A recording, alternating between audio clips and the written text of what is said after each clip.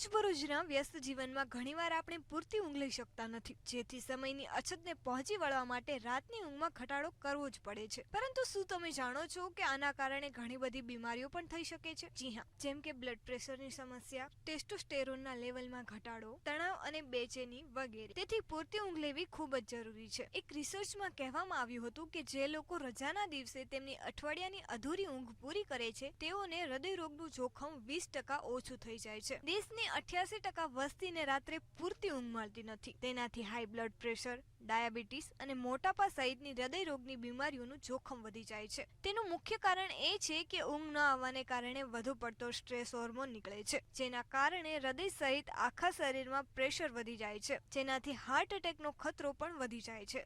તેથી પૂરતી ઊંઘ લેવી ખૂબ જ જરૂરી છે। તો જો તમે પણ રજાના દિવસે વહેલા ઉઠી જતા હોય તો આવું કરવાનું ટાળો, તેમજ જોતા રહો મંતવ્ય ન્યૂઝ।